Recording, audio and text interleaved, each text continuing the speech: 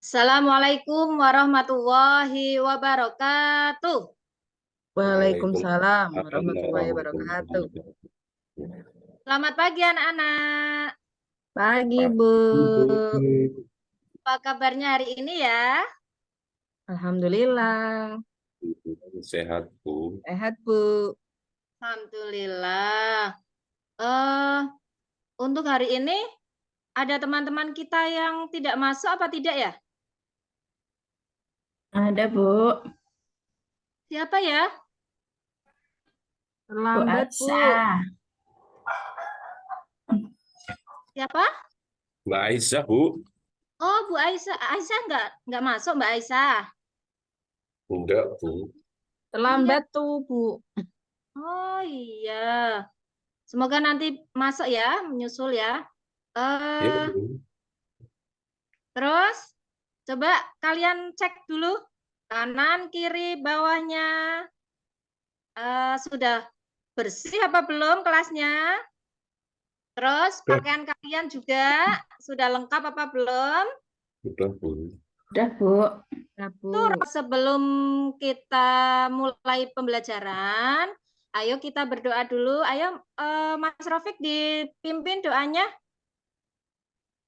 Mari kawan-kawan kita berdoa bersama-sama dengan mengucapkan basmalah.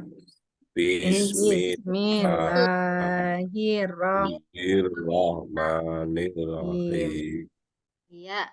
Dengan bacaan bismillah tadi, semoga pembelajaran kita di pertemuan kali ini bisa lancar.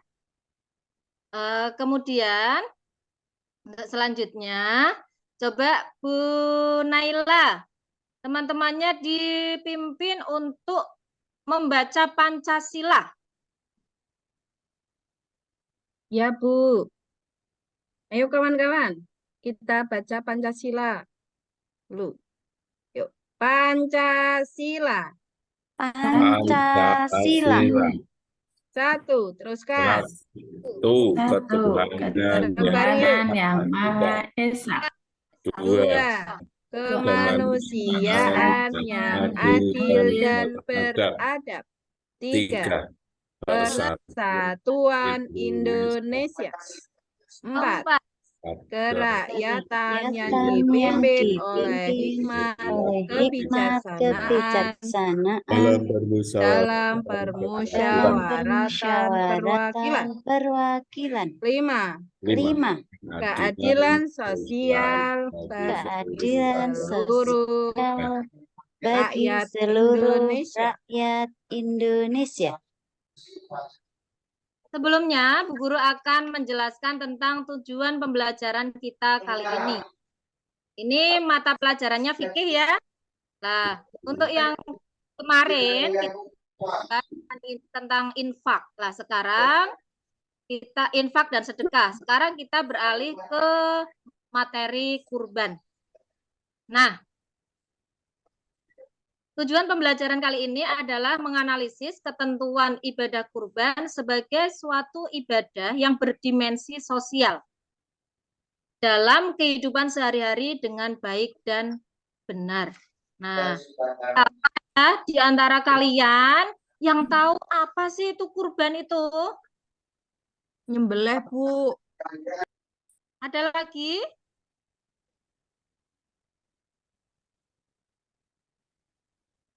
Iya. Ibadah kurban. Kurban itu ada. Coba Naila, judulnya apa itu? Ibadah kurban, Bu. Ibadah kurban. Umi, sebelahnya ada gambar apa itu? Ada gambar apa? Gambar sapi. Sama kan? Sama apa itu? Kambing. Embe. Kambing. Ya, karena ibadah kurban itu biasanya identik dengan penyembelihan sapi dan kambing ya, yang ada di lingkungan kita ya.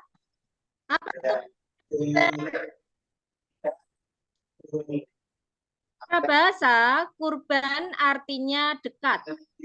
Sedangkan secara istilah, kurban itu adalah menyembelih hewan tertentu dan tertentu untuk mendekatkan diri kepada Allah.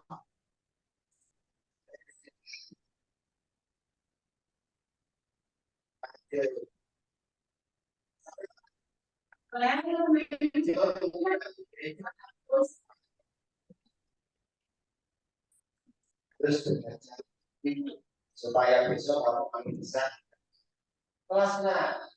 Kemudian dasar hukum kurban itu ada dua. Yang pertama adalah dari Al-Quran. Ada yang tahu surat apa ya yang menjadi dasar hukum adanya kurban? Ina atau Ina, Bu? Al-Kautsar, Bu.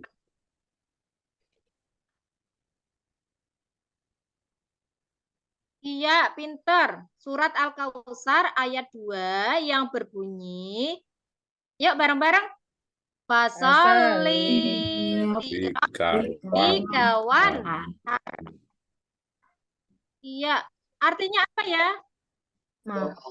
Maka laksanakanlah sholat karena Tuhanmu dan berkurbankanlah sebagai ibadah dan mendekatkan diri kepada Allah. Artinya, maka laksanakanlah sholat karena Tuhanmu dan berkurbanlah sebagai ibadah dan mendekatkan diri kepada Allah.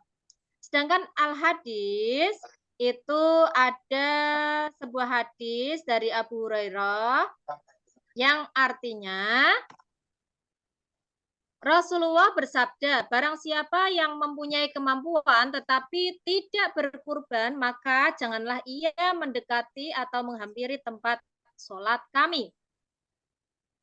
Itu dasar hukum kurban. Kemudian ketentuan kurban.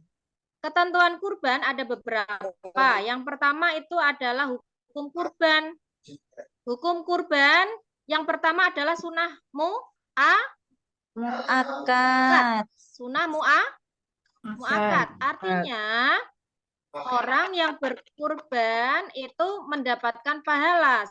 Sedangkan yang tidak berkurban itu tidak berdosa. Kemudian hukum kurban yang selanjutnya itu dihukumi wajib. Kenapa kok dihukumi wajib? Karena ada sebab yang pertama.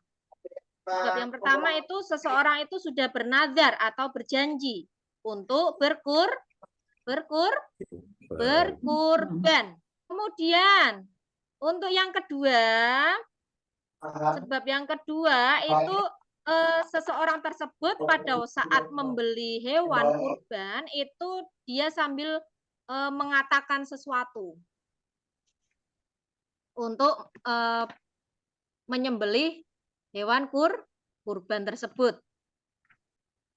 Ketentuan kurban yang kedua adalah jenis dan syarat hewan kurban. Jenis hewan kurban itu bisa disebutkan apa saja yang tadi? Unta. Terus? Kerbau. Ada? Kambing. Sapi. Domba. Atau kambing. Tapi karena kita di lingkungan kita itu lebih seringnya untuk hewan kurban itu yang digunakan adalah Kambing sama sapi atau kambing. Ada juga yang kerbau. Kemudian kondisi hewan itu harus sehat tanpa cacat. Bu guru, kalau misalnya hewannya telinganya nggak ada satu, boleh nggak? Nggak boleh. Nggak boleh ya? Iya. Iya, pinter. Karena apa? Karena kondisi hewannya itu memang harus benar-benar sehat. Kemudian umur hewan. Tidak boleh yang kambing baru lahir dikurbankan, itu tidak boleh, ada ketentuannya. Yang pertama domba. Domba itu harus mencapai usia 1 tahun menuju ke 2 tahun. Nah, itu disebut dengan apa? Dengan apa ini? Nun. Ya.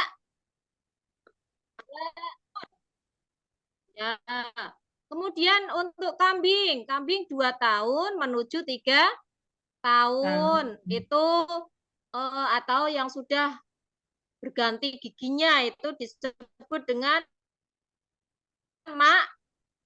makzun. Kemudian yang ketiga, kerbau atau sapi itu ketentuannya harus berumur 2 tahun atau lebih. Itu disebut dengan bakorun atau jamasun.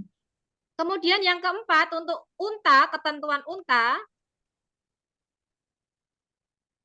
Ya, untuk ketentuan unta itu usianya harus 5 tahun lebih atau disebut dengan ibiliyun. Ya. Kemudian untuk kan ada ketentuannya ya, berapa untuk kambing itu untuk berapa orang, sapi kerbau itu untuk berapa orang, itu ada ketentuannya.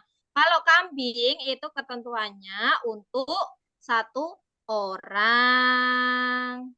Kemudian kalau sapi, kerbau, unta itu untuk 7 orang. 7 orang.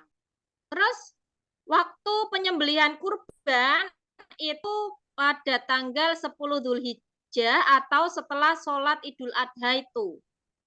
Terus kemudian bisa dilanjutkan lagi pada hari tasyrik, yaitu tanggal 11, 12, dan 13 Dzulhijjah.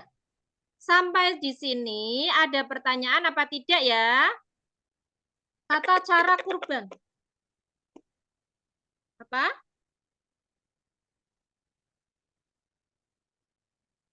Tata cara kurban yang pertama itu alat penyembelihnya harus tajam. Kemudian yang kedua, hewannya dibaringkan ke sebelah rusuk yang kiri dengan posisi mukanya menghadap arah kiblat. Yang ketiga, penyembelihnya kaki kirinya diletakkan di sebelah atas leher, lalu menyembelih. Kemudian orang yang menyaksikannya itu dianjurkan untuk membaca takbir. Kemudian penyembelih membaca doa kabul. Selanjutnya membaca doa Nabi Muhammad. Dan kemudian hewan yang disembelih dengan 1 kali potongan saja, biar hewannya itu tidak merasa kesakitan atau merasakan sakit yang berlebih, gitu ya. Hikmah ibadah kurban. Ibadah kurban itu yang pertama adalah menghidupkan sunnah Nabi Ibrahim dan Nabi Ismail. Ini salah ketik ya. Kemudian yang kedua itu mendidik jiwa kita ke arah takwa kepada Allah.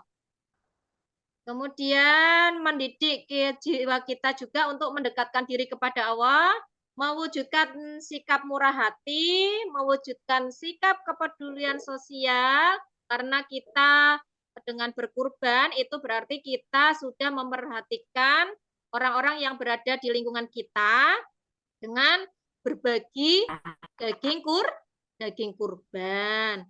Kemudian yang terakhir, hikmah yang terakhir adalah menghapus dosa. Nah, setelah kalian mengetahui materi dari ibadah kurban itu,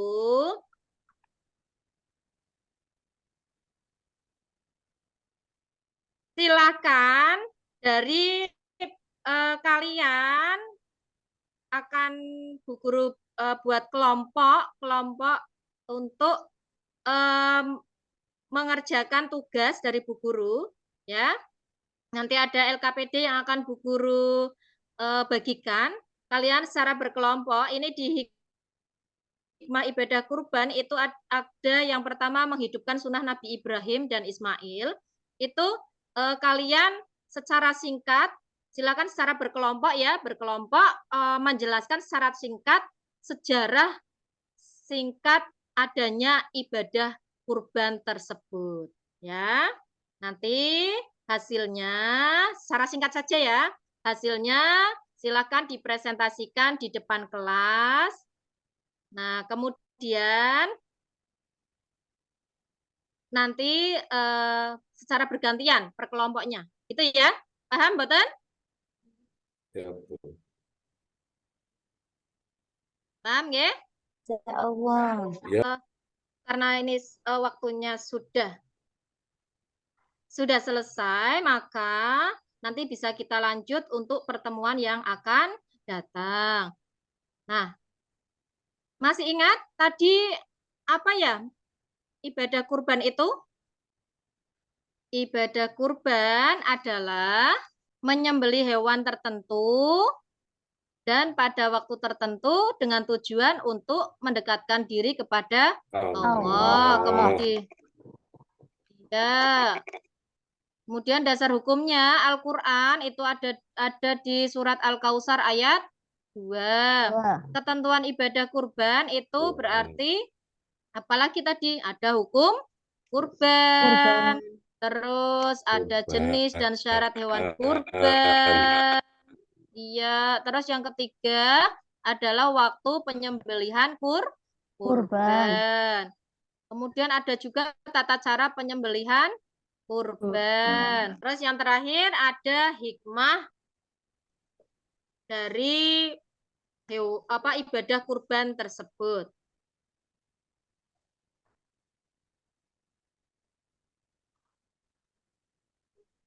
Ya. Ada yang mau ditanyakan lagi apa tidak? Enggak, Bu. Sudah jelas. Kalau tidak, berarti kita cukupkan dulu ya pertemuan kita kali ini dengan membaca hamdalah bersama-sama. Alhamdulillahirabbil alamin.